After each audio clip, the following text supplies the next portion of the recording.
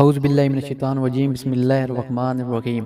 حضرت سیدنا ابن یسار مسلم رحمۃ اللہ علیہ فرماتے ہیں، ایک مرتبہ میں تجارت کے گھر سے بحرین کی طرف گیا۔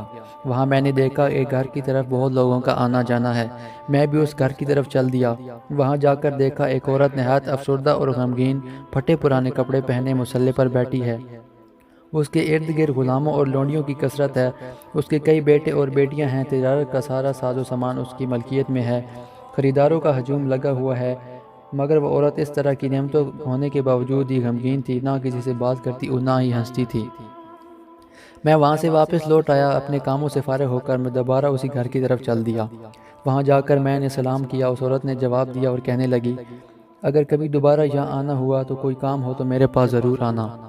پھر میں واپس اپنے شہر چلا آیا۔ کچھ عرصہ بعد مجھے دوبارہ کسی کام کے لیے اس عورت کے شہر جانا پڑا۔ جب میں اس کے گھر گیا تو دیکھا اب وہاں کسی طرح کی کوئی چہل پہل نہیں، نہ تجارتی سامان ہے، نہ خادم ہے، نہ لونڈیاں نظر آ رہی ہیں، نہ ہی اس عورت کے لڑکے موجود ہیں۔ ہر طرف ویرانی چھائی ہوئی ہے۔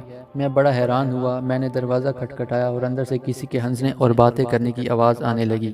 دروازہ کھولا گیا تو میں اندر دیکھا تو وہی عورت اب نہایت قیمتی اور خوش رنگ لباس میں ملبوس بڑی خوش و خرم نظر آ رہی تھی، اور اس کے ساتھ صرف ایک عورت اس گھر میں موجود تھی، اس کے علاوہ کوئی نہ تھا۔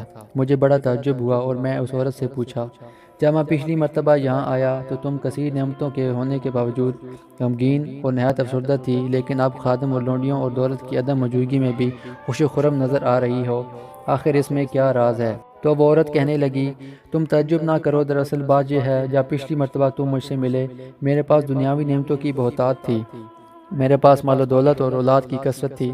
اس حالت میں مجھے یہ خوف ہوا کہ شاید میرے رب عز و جل مجھ سے ناراض ہے، اس وجہ سے مجھے کوئی مصیبت و غم نہیں پہنچتا، ورنہ اس کے پسندیدہ بندے تو آزمائشوں اور مصیبتوں میں مبتلا رہتے ہیں۔ اس وقت یہی سوچ کر میں پریشان غمگین تھی اور میں نے اپنی حالت ایسی بنائی ہوئی تھی۔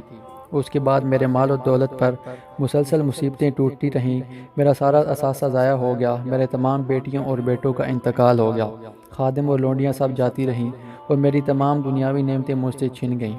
اب میں بہت خوش ہوں کہ میرا رب عز و جل مجھ سے خوش ہے، اس وجہ سے تو مجھے اس نے آزمائش میں مبتلا کیا۔ بس میں اس حالت میں اپنے آپ کو بہت خوش نصیب سمجھ رہی ہوں، اس لیے میں نے اچھا لباس پہنا ہوا ہے۔ حضرت سیدنا یسار مسلم رحمۃ اللہ علیہ فرماتے ہیں، اس کے بعد میں وہاں سے چلا آیا۔ میں نے حضرت سیدنا عبداللہ بن عمر رضی اللہ تعالیٰ عنہ کو اس عورت کے متعلق بتایا تو فرمانے لگے، اس عورت کا حال تو حضرت سیدنا ایوب علیہ السلام کی طرح ہے، اور میرا حال تو یہ ہے، ایک مرتبہ میری چادر پھٹ گئی، میں نے اسے ٹھیک کروایا لیکن وہ میری مرضی کے مطابق ٹھیک نہ ہوئی اور مجھے اس بات نے کافی دن غمگین رکھا۔ اللہ عز و جل کی ان پر رحمت اور ان کے صدقے ہماری مغفرت ہو، آمین۔ اگر آپ کو ویڈیو پسند آئی شیئر کیجیے اور سبسکرائب کرنا نہ بھولیے۔ جزاک اللہ۔